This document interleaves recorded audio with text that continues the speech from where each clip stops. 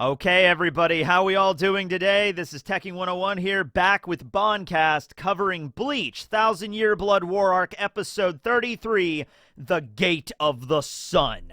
This is a pretty good one. We're finally getting started with the battles in the velt, and we have some anime original material today. The entire second half of this episode is brand new stuff we did not get in the manga. Involving the manga, we really only have chapter 629, which is also called Gate of the Sun. Some of the stuff from 630, the Twin Twilight, really only the beginning of that chapter, like the first page or so, is included in the episode, and then the rest of it is an original fight between Renji and Uryu. And my god, is it fantastic. The choreography, the animation, the fight is incredible. I do have some notes. I do have some stuff to talk about, but I just want to say, right out of the cuff here, how awesome it was to see Renji using his Bankai in a second fight in this arc. Because one thing that did kind of suck was, yes, we got to see Sou Zabimaru, Renji's new Bankai, when he used it against Maste Masculine, and we also got to see Rukia's new Bankai, Haka no Tagame, when she used it against Asnote. But that was it. That's all we got with their respective Bankais. With Rukia's, it kind of made sense, because Rukia's Bankai is kind of like an ice nuke when it goes off, and it's extraordinarily dangerous to her. Like, she's not careful. Like, she could seriously wound herself, and so, like, that made sense why she didn't want to use it again. But Renji seemed to have really, really good control over Sou Zabimaru. Like, he was really, really close to achieving his true Bankai anyway. Ichigo kind of just gave him that last little push to get him there, right? And so it was very clear when he fought against Mask, we did not even get to see half, I think, of what Renji was really capable of with his new Bankai.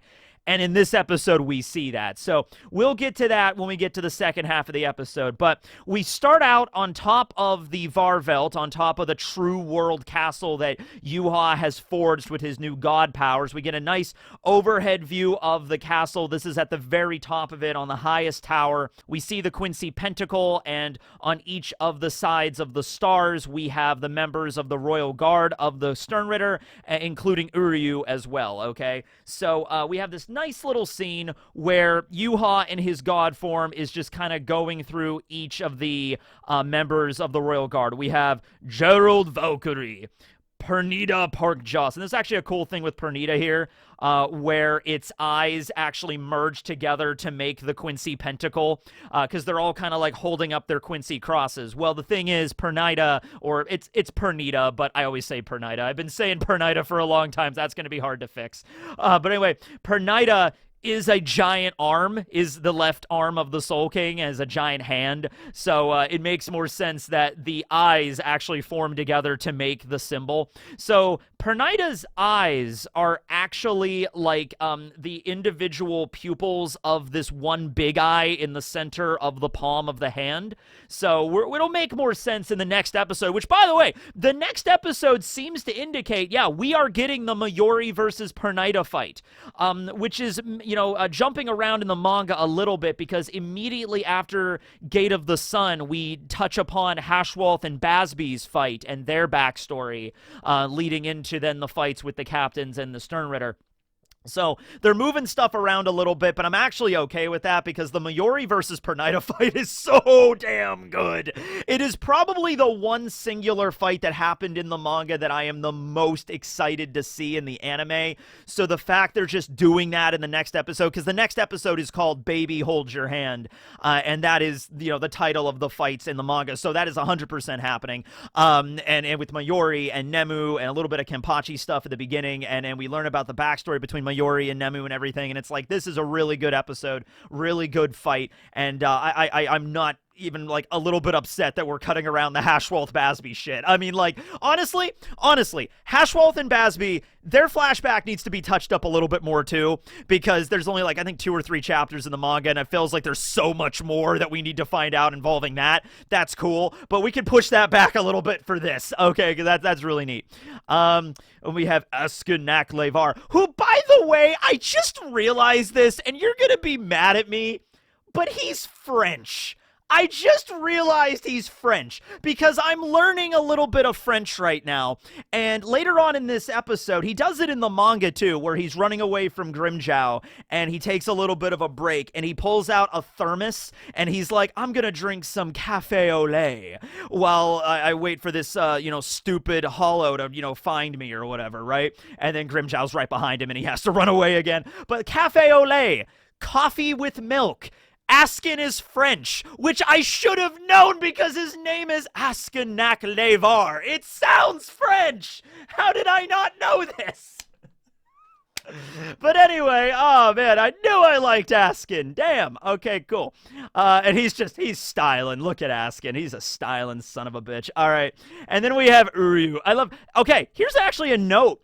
Yuha goes through this big elaborate ceremony, like he's about to send off his elite warriors on top of his giant castle that he just built with his god power, and he's going through each of them individually, and they're all honored to be there to go and kill Ichigo's group and then the Shinigami in order to make this new world. And he uses their full names, Lille Barro, Gerald Valkyrie, Pernita Parkjoss, who is the other? Askin Levar. And then we have just Uryu. He doesn't say Uryu Ishida. He just says Uryu, which at first I thought maybe that was a mistake. No, I'm pretty sure that was intentional. Like, you are reborn now, my child, Uryu. You are no longer an Ishida. You are no longer connected to Soken and Ryuken. No, you are now your own person that I kind of control. But whatever. You are now your own person, Uryu.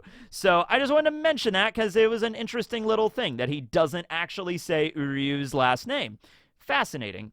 And then we just have kind of like, that's actually a scene from the last episode they just kind of reuse. Yeah, just go and kill all the Shinigami. So they activate the Gate of the Sun, and the Gate of the Sun here, let me just move back a little bit here. Yeah, right there. So this is the Gate of the Sun. Okay, this is another thing that I think in the original version, Kubo wanted to be way more significant than it actually ended up being.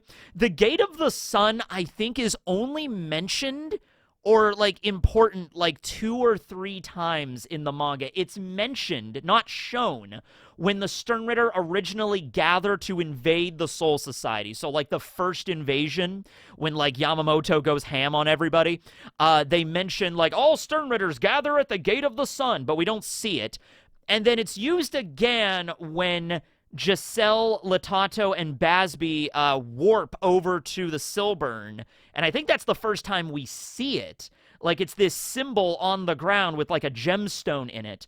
And then it's used one more time when Ryuken and Isshin arrive at the Varvelt. They mention that oh yeah, this old key that Soken had still works in the Gate of the Sun. So yeah, it was something that just I guess Kubo might have been oh yeah, Gate of the Sun. This is how the Quincy's teleport. This is really important and symbolic and everything like that. It just doesn't get as much focus in the manga. But here it's actually really cool. It's a neat little thing on the ground that rotates and and it's also interesting that it is called the Gate of the Sun when so much of the Quincy's aesthetic is based in the shadows, and it's the Invisible Empire, the Shadow Bayreich, and all that kind of stuff, right? And even right now in the Varwelt, it's dark, there's no sun, it's literally the Soul Palace was covered in a blue sky and sun, and Yuha sucked all that out, and yet it's the Gate of the Sun that allows them to warp around. So it's a very interesting thing, and it's the name of the episode, so I just wanted to bring that up there. So we get the opening title here, and then we have Shunsui and Uruhara observing the giant fuck-off castle that just appeared in front of them, and just wow, that's a really tall-ass building. It's yeah, that's probably where that's probably where Yuha is. And they say, well, the whole point of having a castle is kind of just to express your strength. To kind of, you have a giant castle, you got a giant swinging dick. That's what Yuha is basically saying to the Shinigami right now. Bring it on. I can take you. Something that is added here that's kind of nice is that Shunsui does have some dialogue with Giselle, Latato, and Basby, because in the manga, once again, they arrive there and then they just kind of leave off screen. We don't see Basby's group like saying like anything to the Shinigami. They just get to the Soul Palace or the Velt, and then they just leave, and then we see them later warping over to the Silburn. That's basically it. So here it is kind of nice that Shunsui kind of looks over at them and is just like, hey, so we're gonna start invading the castle, I guess. What are you guys gonna do? Do you guys want to come with us? Do you guys are we splitting into two groups? Are we taking separate cars? Like, what are we doing here? And Basby is just like, nope, this is all we needed. We just needed to ride up here. We're not going to obey your orders. We're not going to fight with you. We're going to go off and do our own thing and kill Yuha. Shunsui's like, cool, that's nice. Yeah, good luck to you. Hope you win. Hope you actually kill him, and then we don't have to deal with shit, but you guys have fun.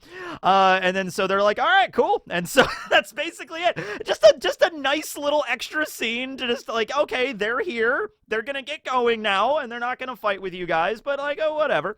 So, yeah, we also got an awesome group shot of everybody in one panel. That's so cool. All right, everybody, this is the all-star Shinigami Gotei 13 lineup. We got... I'm going to start from right to left. Starting off, we got Momo Hinamori. Woo! Momo! Yeah!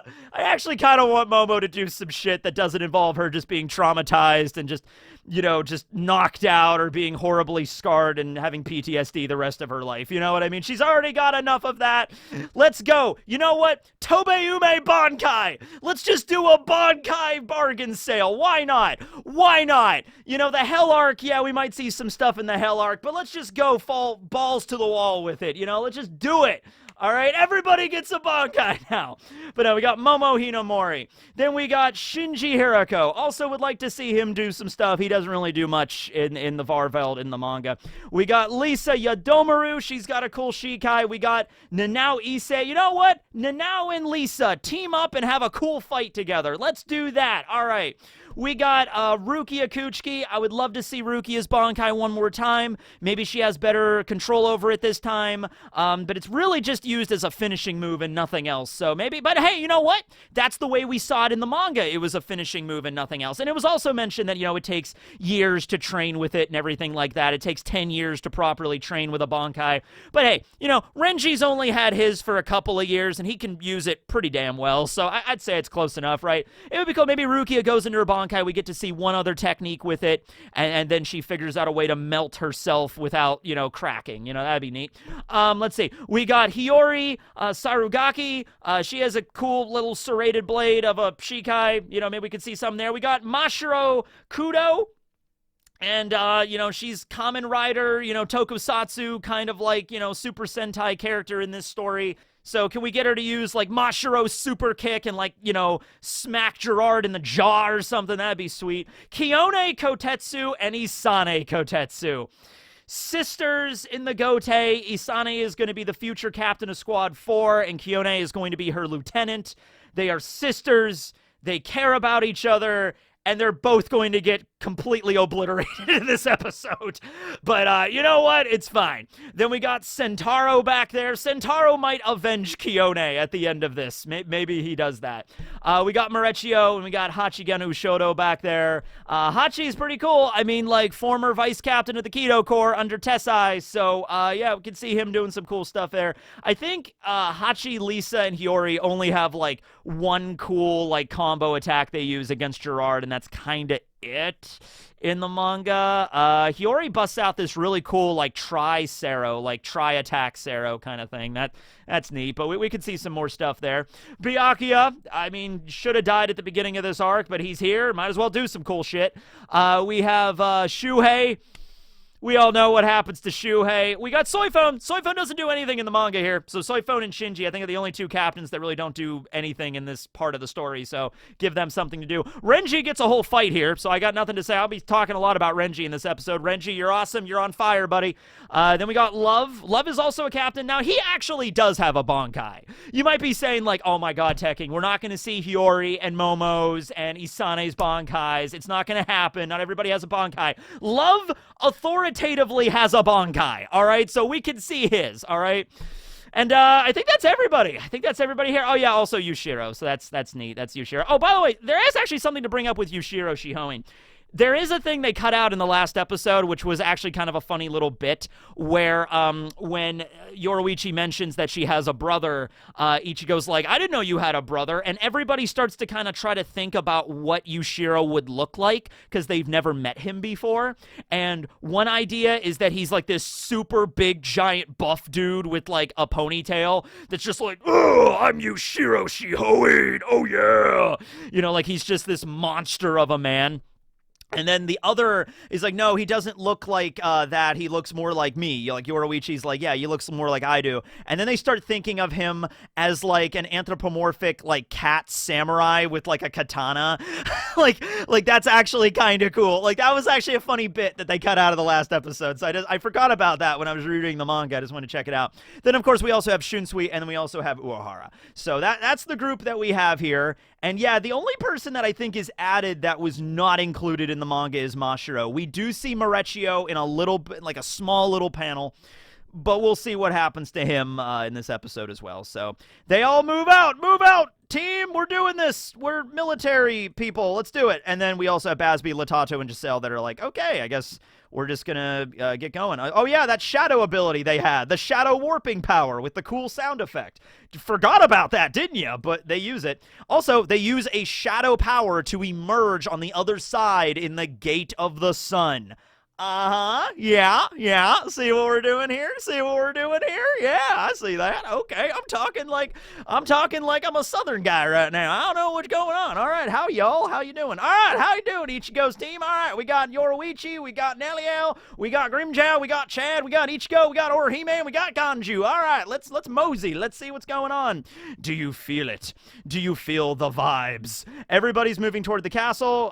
Let's do that too. Let's start awesome running animations. Woo! Everybody's running. Oh yeah, look at these action shots, everybody. Everybody's running. Marechio's sweating a little bit. Not because he's out of breath. He can actually run really fast. Marechio's actually really good at using Shumpo. He's the head of the patrol corps of the stealth corps, so like obviously he can run really fast. He's just probably breaking out in a cold sweat like now. Like what am I doing here?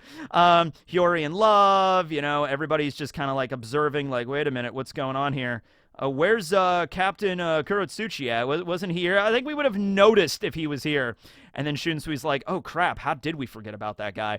That's weird, but I'm sure he's fine. So we cut to another section of the Varvelt, another one of the palace discs of the Royal Guard, and the gate reopens, and we see Mayuri's mug as he emerges. Ah, yes! Simply shutting the door and altering the coordinates, and then I open it again. I am allowed to go off on my own and do any kind of experimentation I desire. Come, Nemu, let us go and experiment. Alright, so that's Mayuri's thing. That's what he does. So he emerges here thinking that he's alone. He's going to go off and do his own thing when Kenpachi arrives. And I love Kenpachi's explanation for this. It's great. It's the same as in the manga. It's just he had to go take a piss while everybody was having that impassioned speech of like, thank you everyone for allowing us to use your Ryatsu to open the gate. We are now going to go forward and we're going to defeat the Quincy's and bring glory to the Gotei 13. And Kenpachi was off taking a piss while all that was going on. He came back and he's like, oh, damn, where'd everybody go? Oh, okay. Oh, they're opening the gate again. All right, I guess I'll go back in. By the way, Kenpachi washed his hands when he was in the bathroom. Just let you know, Kenpachi Zaraki, the dude that has killed probably upwards of... How many people do you think Kenpachi Zaraki has fucking killed?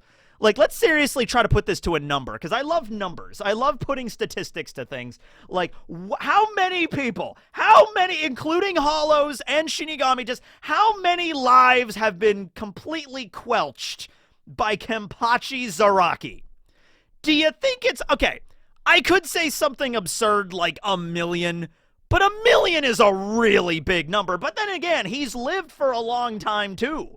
All right, he's like several hundred years old at least, killing all these people, right? All these Hollows and everything. So 1 million is a little high, but I don't think it's that absurd considering how long he's lived. I'm gonna say, you know what? I'm gonna go with at least 100,000. I'm gonna go with at least 6 figures of a kill count for Kenpachi Zaraki, okay?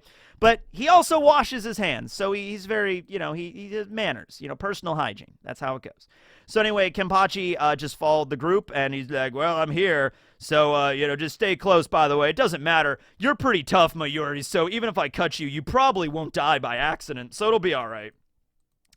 But Kenpachi's not the only person that wandered through the gate. Hanataro is also here. Because I think Hanataro was also in the bathroom the same time as Kenpachi. So I want you to imagine this. Hanataro is nervous, but he also wants to go. He wants to go to the Soul Palace because it's like, hey, I'm a high-ranking member of the Gotei. I can go too. I'm nervous and I'm probably gonna die. But Hanataro also went into Hueco Mundo. You know what I mean? So he does when it counts. He has to step up, right? But he's like, oh man, I'm really nervous, guys. All right, I'm just gonna go to the bathroom really quick. So he goes to the bathroom. He's at the urinal taking a piss, and then Kenpachi Zaraki walks in next to you, and it's just like it's just a deluge, and it's like, that's got to be rather intimidating. And then you got to walk over to the sink and wash your hands next to Kenpachi. Hey there, Yamada. How you doing? I'm good. I was like, all right, you ready to kick some Quincy ass? I mean, I'm just here to kind of heal people, so, I mean, like, not really, but, like, I just want everybody to just not die. All right, don't worry about it. You hang out behind me, kid. Don't worry. You probably won't die. Just make sure to not hang out too close. I don't want to accidentally slice you with my backswing. It's like, okay, Mr. Captain Zaraki, that's good. And then they walk out of the bathroom, and then they walk through the gate. You can't make this shit up. It's fucking hilarious. Okay. And then, he's just like, oh, man, what do you think about this, Nemu? And Nemu's like, no comments. I don't think about anything. I am basically a robot. Oh, okay. Maybe you'll have a really triumphant moment in the next episode and try to save Mayuri. Yes, probably. I'm not sure. Okay. So we also have this cool scene. Oh, yeah, Ikkaku and Yumachika are here as well. And Kenpachi kind of does his own little battle speech. They're like, all right, men, move out. Let's go. And then they all run off. Even Hanataro. Hanataro is like, you know what, honestly? Sticking around with Kenpachi Zaraki probably increases your chance of death by Kenpachi Zaraki, but also does decrease your chance of death by Quincy. So it's kind of like balancing out exactly how you want to do this here, right? So Hanatro's like, all right, yeah, let's move out. Let's do it, right? And then Mayuri and Nemu also head out. By the way, I just want to bring up one little thing. So I was actually kind of really expecting them to show this, and they did not. And I was, so in the manga later on, Mayuri has these giant tanks that are carrying Rangiku and Toshiro. And after the fight with Pernida and everything is done, the tanks open and they are like de-zombified. And so that's how Toshiro kind of gets to the battle. Like, Mayuri takes him with him into the Soul Palace. So I was kind of expecting Nemu to be carrying around the giant tanks and everything, and then they put Kenpachi in the tank to heal. Okay, that's kind of how they do it. They kind of do that. So you don't see the tanks in this episode at all. I don't know how this works. Like, does he have like the little capsules, like, the dino capsules from like Dragon Ball Z or something? He just throws them out there and poofs out. Sorry, Dragon Ball. They were in the original Dragon Ball. It's like, does he just do that? Like his little pocket dimension, maybe? I don't know. It's just, I thought they were going to show them. Anyway, maybe he opens the gate again and then he gets them out that way. All right, back to Ichigo's group. They are running. Orihime is running. There is an extended period here where the running animation is extremely bouncy.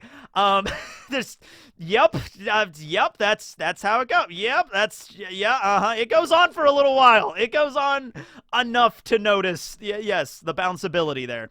Ichigo also mentions, by the way, we not only cannot use our Ryatsu to fly, like use the platforms in the air, but we also cannot use the soul pagers. The cell phones also do not work.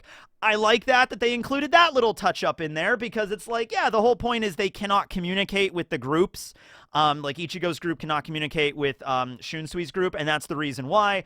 The cell phones do not work here. I guess Yuha set up one of those jamming devices, and it's just like, oh, we can't have the communications. I will set up a jammer. Now I'm sure it works through Ryatsu instead of Wi-Fi or a cell signal. It's through Ryatsu signals, and the Quincy's kind of have complete control over the Ryatsu up here. So I'm sure the Quincy cell phones works. They could probably get on Facebook or YouTube or whatever, but Ichigo's group cannot, which is rather unfortunate.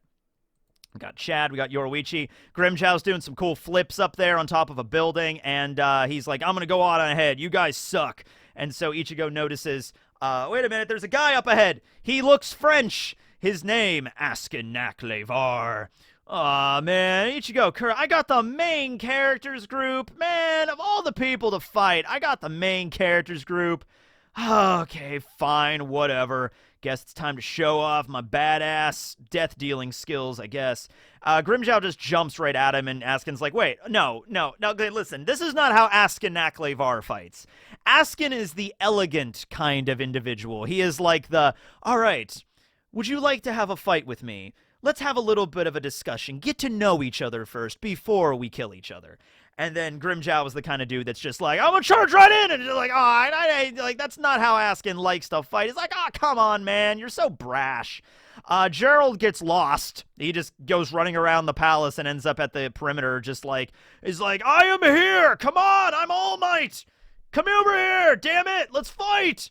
So Gerard does not have really good Reishi sensing abilities. You'd think the Quincy's would be really good at that, and considering this is their domain, you think they'd be really good at sensing where life is, but yeah, that's how it goes. Also, a little bit of a side note, since Gerard appears, I think this is the last time we see Gerard in the episode, so I'll just bring it up now. I was reading up on some stuff, and you know how Gerard later on is said to be the heart of the Soul King? Well, in Can't Fear Your Own World, and I haven't read the whole series of light novels, but it is my understanding now that Gerard might not actually be the legitimate heart of the Soul King. I think it's mentioned in the novel that he's more of like how Uketake is to the Mimihagi. You know how, like, so the right arm of the Soul King kind of possesses Uketake and allows, Uketake to use the abilities, but Uketake himself is not actually the right arm of the Soul King. It's maybe implied to be something similar with Gerard, where the heart possesses him, but he's not the actual legitimate heart of the Soul King. Anybody that's read Can't Fear Your Own World, let me know on more information involving that. So there's Gerard, and then we have Basby, Latato, and Giselle arriving at the Gate of the Sun above the Silburn and going in to kill Yuha. So, yeah, it's Basby just like, yeah, we're going to put an end to this on our own. We're going to kill Yuha and Hashwolf, my boyfriend. I mean, my best friend. Kinda. Anyway, yeah, so Hashwolf is here staring at yeah, by the way, yeah, what is Hashwolf looking at right here? Huh. The fuck is this? Now there's so much other stuff that goes on in this episode, I kind of completely forgot about this, but what the hell is this? He's staring at a giant portal? Is it like a viewing glass? Is it like a mirror from Castlevania? Like he can see what's all going on in the Varvelt? I think it is, because he's keeping an eye on Uryu, definitely. And there's also a scene that's probably going to be moved around a little bit in the manga if they choose to include it. There's a scene where a random member of the Quincy's is like a random dude with a mustache is here for some reason that we've never really, I think we saw one other time before earlier in the arc. So there are other Quincy's in the Varvelt, at least in the manga there are. I know right now it seems like it's just Yuha and the Royal Guard and Uryu and Hashwolf, and that's kind of it. But no, apparently there are other foot soldier Quincy's hanging around. And Basby shows up, kills that guy, and then that's how Basby and Hashwolf start their fight. That's not in this episode. They're going to maybe move it around. I don't know. We're going to see, like, he kind of looked like Omni-Man, the Omni-Man Quincy. I don't know. So the guy with the mustache. So I don't know if we're going to see that. But yeah, what is this? Is this like a viewing globe? Is this like something involving the day and night cycle between Hashwolf's ability and Yuha, you know, the mask of the ruler, crown of the king kind of stuff going on here? Not really sure what's going on here, but yeah. Anyway, this Hashwolf staring at a big glowy thing. Okay, so we cut back to Grimmjow. Grimmjow just thinks that he killed Askin. Like, yeah, because Grimmjow's a little arrogant. Actually, he's a lot arrogant. He's been training, so he's just like, I'm so damn strong. Look at him. I just killed one of them already. And then Ichigo's group shows up. He's like, Grimmjow, what are you doing? And then Askin takes this opportunity to get the fuck out of there. This is not great for me. This is not how I fight. I'm just going to get the hell out of Dodge. And so he runs away, and Ichigo and Grimmjow have a little bit of a moment, and it's just like, he's like, no, I'm going to catch him. Don't worry. Just shut up. Shut up. I didn't let him get away. This is where I think we see Grimmjow use a little bit of a new technique. They have the back and forth of like, hey, you're trying to fight me, and you're Ichigo's ally or his friend or something. That's what Askin says to Grimmjow, and Grimmjow's like, screw you, we're not allies. And Askin's like, oh really, you're not allies? All right, cool, let's join up and kill Kurosaki together. That sounds fun. And then Grimmjow's just like, screw you, I'm just gonna kill you. Keep running and we'll see what happens. So he activates an ability which turns his hands into like panther claws, because his resurrection is Pantera, but he doesn't use Pantera. So I'm thinking this is either an application. He has armament hockey, basically, is really what this is. But no, what I think this is like an advanced application of Hierro, which is the steel iron skin that all of the Arrancars are able to use, varying capacity. I think it was mentioned that Noitara Gilga had the strongest Hierro out of all of them, but Grimmjow's obviously been training a lot for like almost 2 years now, and Noitara is dead. So I'm assuming that he might have passed him up there. I think that's probably what the best explanation of what this is, combining his Ryatsu with Hierro and just making like really hardened claws on his hands without actually going into his resurrection. And then he starts like running super fast at Askin to like claw his damn throat out. And so he manages to dodge that and get away. And then Askin, this is where he busts out the cafe au lait. He's just like, all right, I was able to dodge him, get out of that danger. I'm just going to drink some coffee with milk here and just chill out, as I am French after all. And then Grimmjow's right behind him the entire time. And then so he starts running away again. And this is where Grimmjow, he showcases he's not the smartest guy in the group. So Askin uses his ability here. He creates a gift ball. All right, and one translation could be just poison ball. So he creates a little poison ball, a little purpley floaty thing that just goes to Grimmjow, and he calls it a gift. And Grimmjow is just like, screw you. Oh, you think I'm just going to accept a gift? And then he immediately attacks the gift ball and then collapses. So it's like, he's like, screw you. I'm not going to fall for your tricks and touch that thing. Now I'm going to destroy it by clawing it. Shit. Face plant immediately. I love how one of his legs is sticking up too. Just like he just immediately, like his body just immediately goes like he just paralyzes him and just drops to the ground. Oh man, Grimmjow, you tried your best. Gift ball means poison. Didn't your mother ever teach you to not immediately just take candy from strangers kind of a situation? You could have just dodged it, Grimmjow. You could have just, you know how fucking fast Grimmjow is? You know how agile he is? His resurrection is a damn giant cat, for God's sakes. You could have just jumped over it, for fuck's sake, Grimmjow. Oh, but all right. Anyway, he tried his best. He really does remind me of the character in any, like, D&D campaign that's like, I'm super strong, I'm gonna charge right in and attack! Anything the enemy can do cannot stop me! Activates hold person, you failed the whiz save. Shit! It's like, that's kind of what happens here, but yeah, alright. Oh, man, okay. So Grimmjow is, knocked out of the fight for the moment. Now we cut over to Lille Barro, although Ichigo does arrive to save him later, so it's fine. Then we cut over to Lille Barro. This is cool. We get to see like the perspective from his sniper scope, like his like little reticule that he has here moving around. So it's in the shape of like an X, because he is Sternator X, the X-axis, and he's kind of like observing everybody, and he's just kind of like picking out the weaker members of the group, because there's a lot of people in this group, just being like, okay, their former injuries that they had from battles, and how they're adapting to the high concentration of reishi up here, and how they're falling out of rank, how they're like leading back a little bit, they're kind of breaking off, because they're not all clumped together in one big group. So these factors cause the group to break up. And so of course he focuses on Shuhei, and he takes a deep breath, and he takes the shot. And that knocks out Shuhei. Ah, poor Shuhei. Don't worry, Shuhei. It's okay. In the light novel, you have a whole light novel coming up where you're kind of the main character, so don't worry. you'll get a Bankai, and you'll get all this really cool stuff, and the author of that really liked you as a character, so you're not going to die here. Don't worry about it, buddy. Don't worry. Kind of would have been cool to see him do more stuff, but somebody actually told me, because I mentioned last episode, oh, maybe Shuhei's not going to get shot. Maybe they're going to do something different. And somebody actually mentioned that him getting shot here is actually a big plot point in Can't Fear Your Own World, because the way it's explained is the way that Shuhei actually survives this, because you see where he gets shot. He gets shot through one of his arms, through his chest, and, like, out the other side. Like, he gets shot at a really weird-ass angle, like, right through. So, Kazeshini basically uses his chains to, like, patch up Shuhei from, like, all of his internal injuries. That's kind of crazy to me, because I don't think we've ever really seen a Zanpakuto behave that way before. Maybe we have.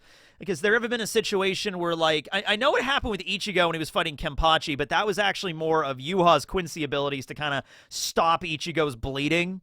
But has there ever been another instance where, like, the Shinigami gets knocked out and the Zanpakuto spirit uses its ability to kind of, like, patch up the eternal wounds kind of situation?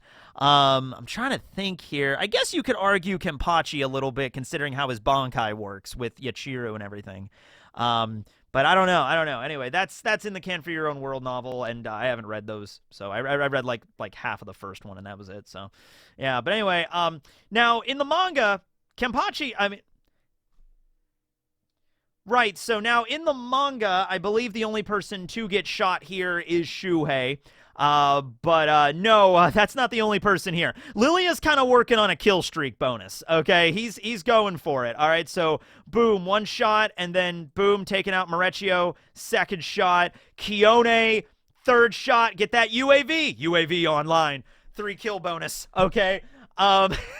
So Kione got it, I think, the worst, because she got it right through her heart. Shot through the heart, and you're to blame, Lilia. You give love a bad name. So Kione, poor Kione. Yeah, I mean, like, nobody was really expecting a lot of stuff from Marechio and Kione. I was kind of expecting a little bit maybe from Shuhei, but yeah, no one was expecting that from her. She doesn't die. She becomes the 4th squad lieutenant later, but she's out of this arc, unfortunately.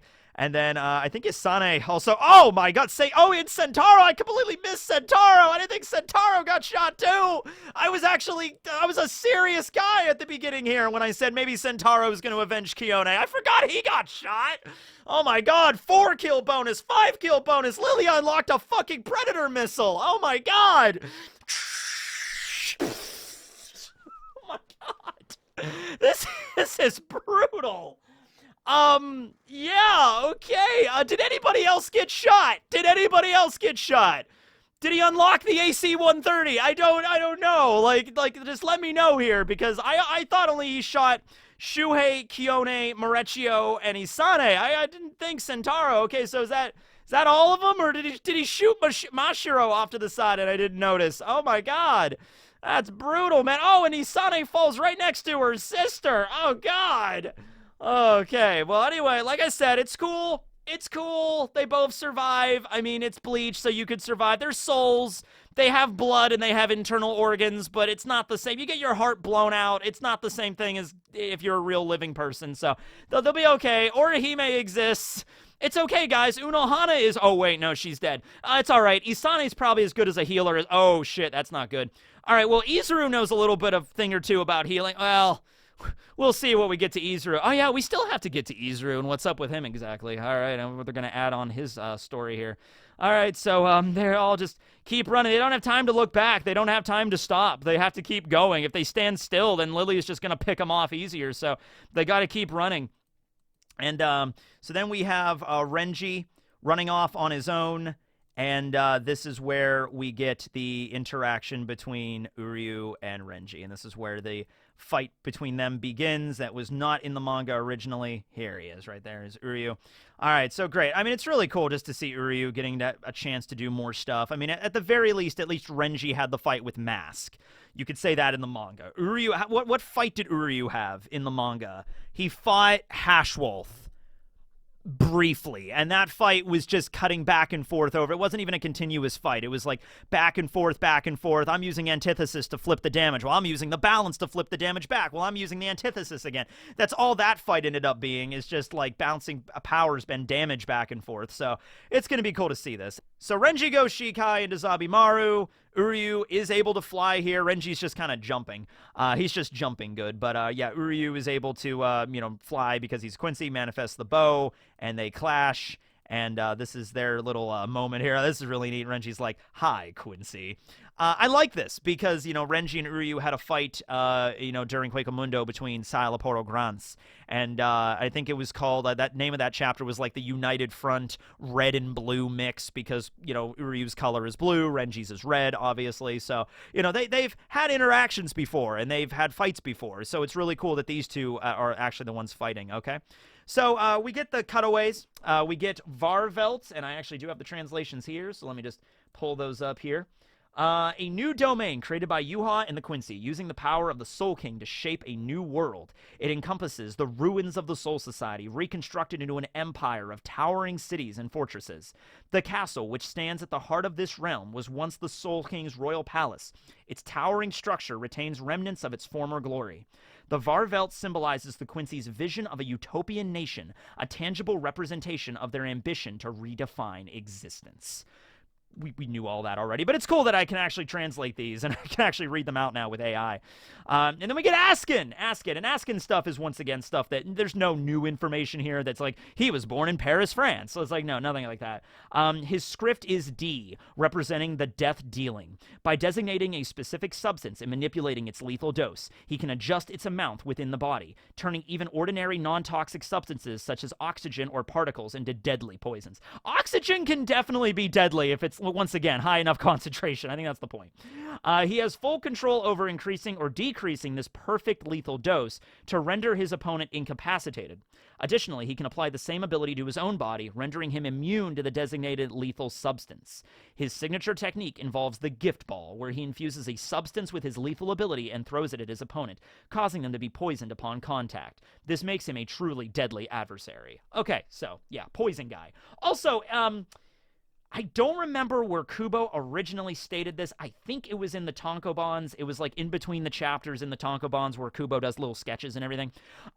Each of the 4 Sternritter Royal Guard represent a different aspect of warfare from a different period of human history. So, I think the way it goes is Pernida represents, like, ancient, like, warfare, like, because back in the days when, like, magic and mysticism and, like, sorcery would have been used in battle. Like, not really, but, like, it's an ancient warfare time period, okay? Because Pernida is the left arm of the Soul King and uses the nerves and, like, bends people's limbs and, like, kind of uses magic to fight. So Pernida represents ancient warfare. Then Gerald Valkyrie represents, like, medieval type warfare, like the Middle Ages, like Viking era kind of stuff. Also, like, obviously the aesthetic is clearly like that. Like, Valkyrie even is his fucking last name, so you can kind of see it. Swords and shields and armors and, fight me with my mighty battle cry, charge, that kind of stuff. And then I believe Lilia represents more modern warfare with, like, the use of guns and sniper rifles and stuff. And then Askin represents more current, like biological warfare. So, like, think of Lilia more of, like, World War II era. With the use of guns and maybe like that kind of era, like early 20th century, and Askin's more later 20th century into the 21st century, where you're using, like, biological, like, weaponry, like you're making, it's like a type of weapon, to attack the enemy that way. Although I guess biological weaponry was still used during World War II, but, like, that was the idea, you know what I mean? That's the basic premise of how Askin, Gerald, Lilia, and Pernida's abilities kind of work. Okay, anyway, so we get to the second half of the episode where we have Uryu versus Renji, and they fight by this nice little fountain in this nice little chapel. I wonder if that's indicative of anything. Uryu fighting next to a church. I don't wonder. Okay, I wonder what the Quincy church services are like, because Yuha is God. Does Yuha make a personal appearance at all the church services? I wonder how that works. Okay, he just sends Hashwolf. God is busy, I am his stand-in. All right. So Uryu is basically speaking in, like, Quincy propaganda. essentially, because Renji is just like, all right, before we do this, before I kick your ass, you weren't just shown, you weren't here to, like, show me the way to Yuha, right? Like, you're not actually, like, a double agent that's on our side that's going to help us, right? And Uryu is just like, nothing lies ahead for a future for a Soul Reaper, or the Soul Reapers have no future, right? So he's like, he is speaking like Quincy propaganda, just like the Shinigami had their time, and now it ends, and now it's Quincy's time to shine, right? And Renji is just like, yeah, you didn't really answer the question, but okay. You have no chance of defeating His Majesty. He is perfect. He is so strong. He is now the Soul King. You can't do anything against him. All right. His new world is about to begin. Yeah, he literally is just reading a poster. Okay. Renji's like, all right, so I'm going to kick your ass. Anyway, I have one more question, though. Have you run into Ichigo yet? Like, what's the deal with that? Have you seen Ichigo? And Uryu is like, well, I tried to kill him. Fun story. I did see him. I did try to kill him. Thought I did, but he is a little bit resilient, so next time I will not fail. So, yeah, once again, Uryu, you did not try to kill Ichigo. I mean, you did a better job than in the manga, certainly, but you knew Orihime was there, so, I mean, come on now. He's clearly bullshitting. It's just like, yeah, I blasted a hole through his chest, and then he fell down to where Orihime was, and then he came back later and he was fine. So I couldn't expect that to happen. It's just like, yeah, so obviously he wasn't trying to kill. But he's keeping up appearances, if nothing else. I will say this, in this version, with the more screen time we're getting with Uryu, it's really doubling down, at least. Like, if this was happening in the manga, I would have second-guessed it way the fuck more, because it was so, at least to me, so blatantly obvious in the manga. He was pulling his punches with Ichigo when he fought him. He didn't even really fight him. He just destroyed the platform he was standing on, and that was it. And that was supposed to be like, oh no, Uryu's evil now because he destroyed the platform Ichigo was standing on. He's definitely gone over to the other side. At least in this version, they had a fight. He blasted a hole right through Ichigo's chest, and now he kicks Renji's ass here. So it's just like, okay, all right, sure. At least now there's a little bit of like, oh, maybe he is kind of, you know, going over to the other side. Once again, you know, he kind of pulled some punches here with Renji. He did not kill him. I mean, if he really wanted to kill Renji is kind of like dead to rights at the end of this fight. He could have just pulled out a bow and blasted Renji's head off if he was really, really double serious. But that's still an indication that he's working on the side of everybody else. But, you know, it's being established a lot better here, is what I will say. Okay. So, this fight. Okay. First thing I really like about this fight, Renji really doesn't fuck around. He clashes like once or twice with his Shikai. Uryu uses his bow, jumps up, they clash. Uryu kind of reinforces his bow a little bit here to use as like a melee weapon to kind of knock back Zabimaru. But other than that, right here, he goes Bankai. Goes fucking Bankai right out of the gate, essentially, and it's just like, all right, let's do this. So Zabimaru activates the two kings, the Orochio, the Snake King, and the Hihio, the Baboon King. And there's also another meaning, too, to it, as like, not Ichigo, Renji and Zabimaru are the two kings. You know, like, Renji is one of the kings, Zabimaru is the other king, and that's kind of the indication. Uses a new technique called Zazeka, which is essentially using his Bankai, turning the blade into, like, his Shikai blade. It means snake tongue echo. So the blade that ejects out of the snake's mouth becomes the Zabimaru blade from his Shikai, so it's more familiar on how he wields it. Renji always had the coolest fucking Shikai in terms of design in, like, the entire Gotei. Did he not? Did he not? Like, you know, Byakuya's turns into some petals or whatever. Isane's just gets 3 other blades. Morechio's is just, like, you know, a ball and chain. But Renji's is this super elaborate, like, whip snake, segmented, like, scythe ability. I mean, it's so damn cool, right? Looks like chisels and axes. Love it. All right. So he uses that form. They clash. There's this really awesome shot where Uryu fires an arrow and Renji uses his foot. He uses his damn foot to, like, redirect the arrow and fire it into the air. He kicks an arrow into the air. How do you even do that? That's not even part of his Bankai. That has nothing to do with his Bankai. And yet he did it. And that's so damn cool. All right? Like, that's awesome. Renji is definitely leading this fight at the beginning. And also, oh, this shot here. Okay, I'm going to see if I can get this right. So Uryu fires an arrow, fires a holy arrow at Renji. Boom. Blade extends out of Orochio, extends it, melts the arrow, and then proceeds to go through this building right here, and it turns it into fucking magma. That is so damn cool. All right? Like, damn it. You know what? You know what? I mean, if the fight with Maste Masculine should have already queued you up on the nature of Zabimaru, Zabimaru is a fire and heat-based Zanpakuto. 100% it is. You know, we don't really get to see it with his Shikai at all, because he doesn't have any fire-based abilities in his Shikai. And then when he goes into his Bankai, his original Bankai, he had Hikatsu Taiho, which is like it was kind of just generic anime energy cannon, which is basically what it was. But now in his Bankai, in his true Bankai, we see Soo Zabimaru using Zaga Teppo against Maste Masculine, which like burned him out. And so that was a fire-based ability. But like I said, that was kind of the only time we see him use that ability. The only time we really see him use the Bankai in its full weight. I think he used it one other time to like block some rubble in the manga, and that was kind of it.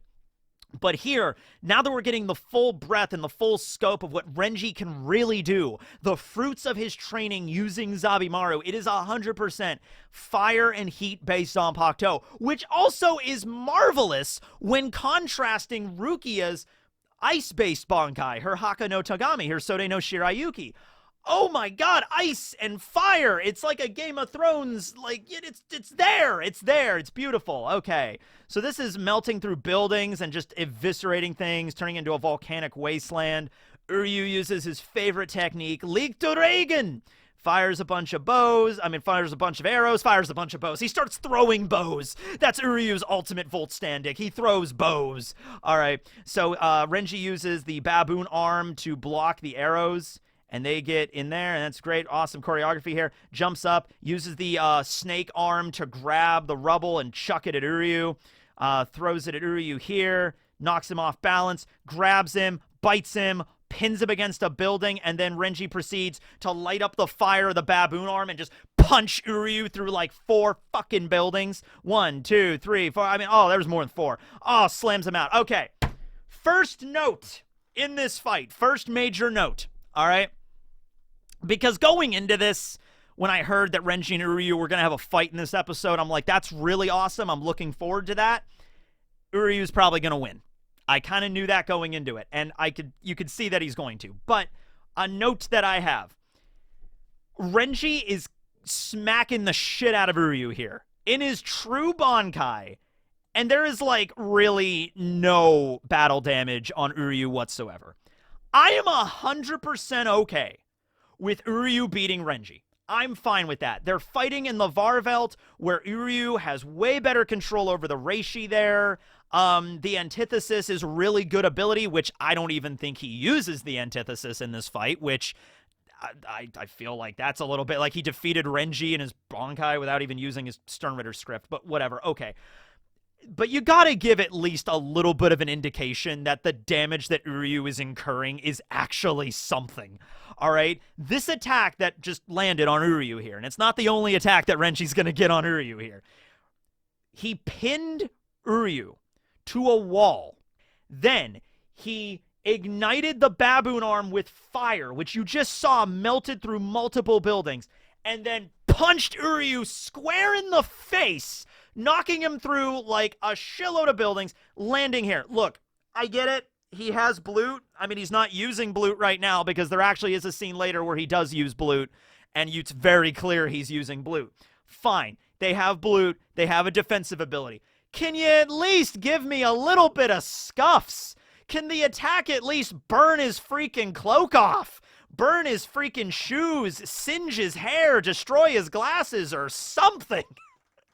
And you know, the thing is, he's a Quincy. He uses Sclavere in this fight. You could just have it where he gets his, clothes all burned off and his hair is singed, and then he could just use Sclavere to, like, repair all that. Like, he repairs his glasses with Sclavere. His glasses get all cracked, and it, like, heals up with Reishi or whatever. That would be cool. You could do that.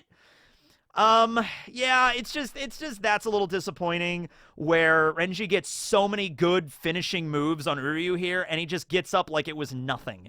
Okay, and so this is one of them, right? He gets up, no marks on him, not bleeding, nothing. Not like he just got knocked through that. Like, look at the crater he just got knocked through. Once again, I know Uryu's super strong. I know they're fighting in the velt, but can you at least give me a little bit of something here, okay?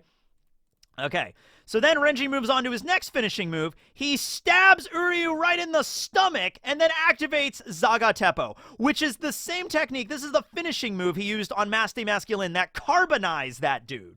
Carbonized Sternritter S, the superstar, all right? Turned him, like, burned him out all the way to the very core. He got, like, 7th degree burns and fell apart like Greed in Full Metal Alchemist, okay? Just made a charcoal at that point, right? That is the technique that he uses here on Uryu. Uryu, just like, I use Blute, so I'm not even hurt. Not even hurt. Okay. All right. not even a scratch. Okay, all right, look. Blute Vina is a really strong defensive ability. Okay? But that attack should have broke through some of that. You can use Blute, like Uryu used Blute, and he minimized the damage. Fine. Uryu used Blute, and he didn't die from that. He didn't get carbonized like Maste Masculine did. Fine. Fine. But Uryu's Blute is so strong that the finishing move of Zagatepo doesn't even leave a singe on his jacket. Bullshit. Bullshit, bullshit, bullshit. All right? Like, yeah. Okay. That's something. All right? Then we get some new techniques. Uryu goes Volt Standing. He isn't using his full power Volt Standing yet because he doesn't have his, like, the little crest on his lapel, and he also doesn't have the gauntlets, but he summons the little feather things, little fletched arrow things. By the way, somebody mentioned that these things can create little needles like syringes, and I originally assumed, like, oh, that's because Uryu's trying to be a doctor, so that's why they're like syringes. No, they're needles because Uryu likes to sew. That's good. That's a really cool aesthetic thing that Kubo brought back for that. I really like that because Kubo designed it. Kubo designed the new Volt aesthetic. So it's like, yeah, Uryu has needles because he sews things. That's cool, right? And I like the way that he kind of like arranges the little feathers. It's very elegant and very tactical. Like, make a giant arrow and then fire it at Renji like he's playing a video game. Fires off this giant arrow. Renji is able to deflect it a little bit. It blasts off the side of the Velt like it's a Kamehameha wave. Holy crap, that was a crazy attack. Blasts a hole straight through that. Renji's like, whoa, that was... Okay. Okay, we're playing for keeps now. Maybe I should have waited to go Bankai a bit. Okay. Well, anyway, let's do this. So he charges up all of his little feathers. They all swarm around Renji. Renji uses a new technique. The hair off of the baboon arm falls apart, and that's not a bad thing, though. That's actually intentional.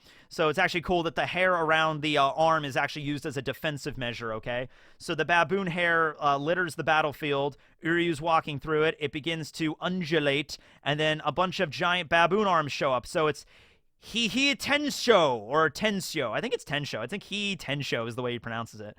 So a bunch of baboon arms come out and grapple Uryu in his Volt Sterndick, and then activates this ability. He's like, hey, I need 20 seconds to charge this, Uryu. Just give me a second to charge up my ultimate attack. That'd be great.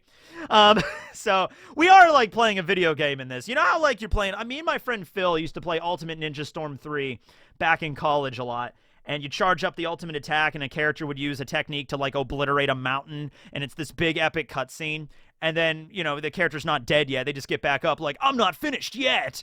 And it's like, you just took this attack that was like a nuke at, like, point-blank range, and you just get up and continue the fight like nothing happened, really. That's kind of what this reminds me of. So we cut back to Renji training with Ichigo in his palace, and he mentions, this is actually really cool, he mentions that, you know, just saying the name Sou Zabimaru is, like, he can go into Bankai, but it's not as simple as just knowing the name and saying it. Okay, there's a reason why Shinigami have to go through the whole song and dance of, like, learning the true name, okay? Because if you just say the name without being ready for it, it'll probably drain all your Reiatsu and knock you out. Or kill you, maybe. It's even possible. Now, Renji was able to handle very, very close to unlocking the true power of Zabimaru anyway. Okay, so he was able to handle it, but he's like really exhausted here. And so Ichibe kind of tells him, like, your strongest move when you use So Zabimaru, yeah, it's a power that you're going to have to wait about 20 seconds to charge. You need to charge up your final attack meter, your overdrive meter, and then you can use it. And Renji's like, okay. So he charges up, and this is such a badass move. Zagai Zeko, Snake Bones Absolute Roar. Okay, so it turns the snake into like his original Hihio Zabimaru form, okay?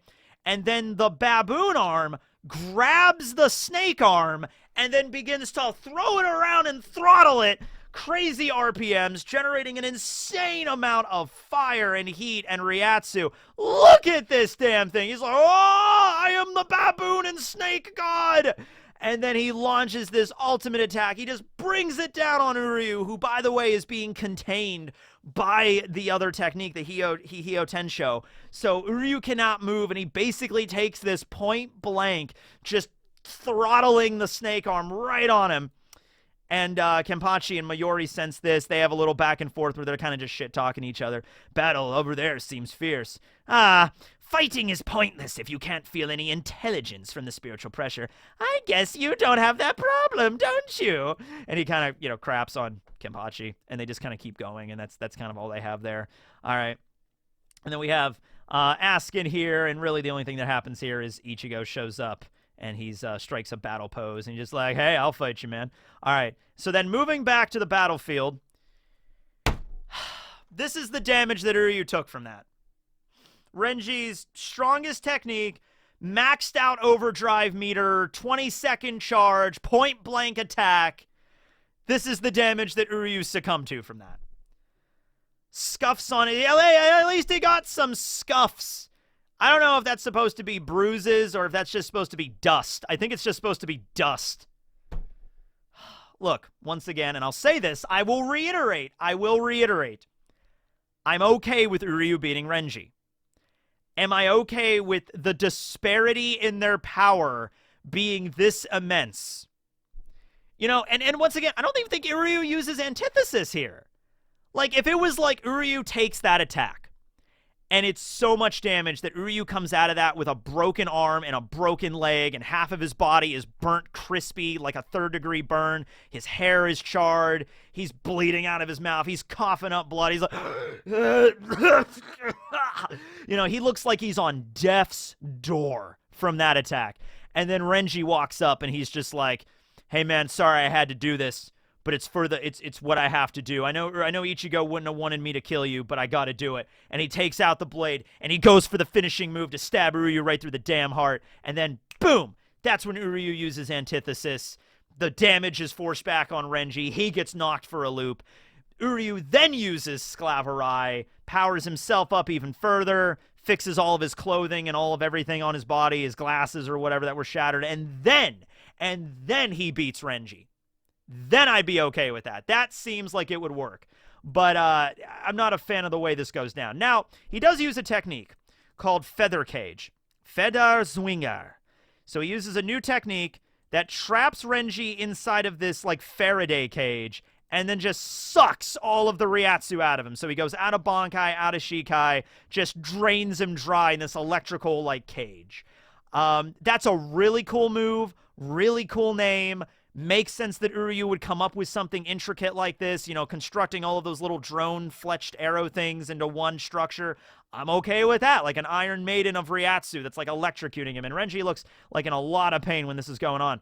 That's fine. That's cool. I'm all right with that. Still could have done that too. I'm just saying they're showing like a huge, huge disparity in power between Uryu and Renji here. And I just don't feel like that would be the case. I don't feel like there would be that much of a disparity where Renji's busting out his strongest high-octane attacks, and Uryu really, like, you knocked his, like, health down by, like, 3 points, and that's it. I'm like, that's, I think, going a little bit too far with it, but all right.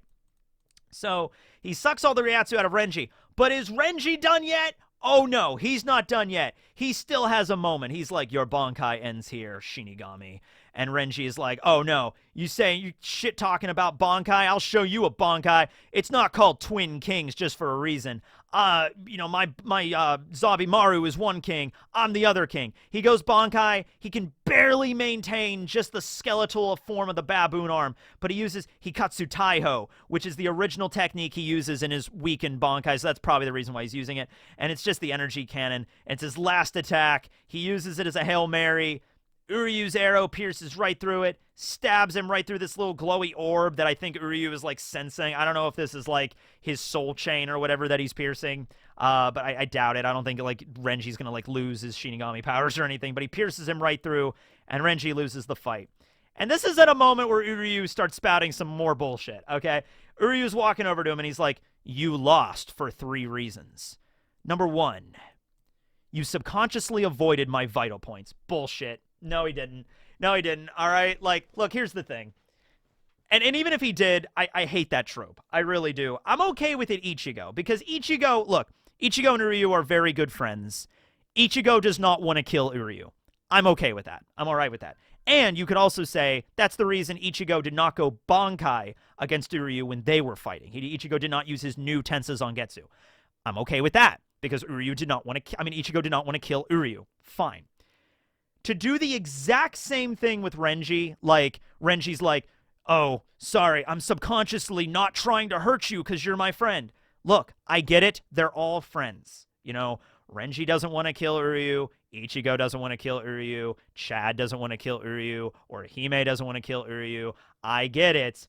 But to use that as an excuse every single time, like Ichigo, I'm cool with. But Renji, especially after Uryu directly said, I tried to kill Ichigo, I failed, next time I'm going to make damn sure to kill him. Renji should have been like, okay, I'm not screwing around with you. Ichigo was too weak. Weak maybe mentally. He didn't want to kill you. I'm not making that same mistake. I'm going to fight you. Now, he does say subconsciously here. So, like, Renji was trying to kill Uryu, but, like, subconsciously, he would just move his sword a little bit to the left. I'm just not a fan of it because we just did this with Ichigo.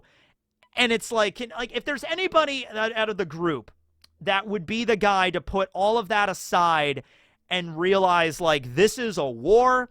You decided to fight on the other side. You are actively fighting against us. You are a traitor.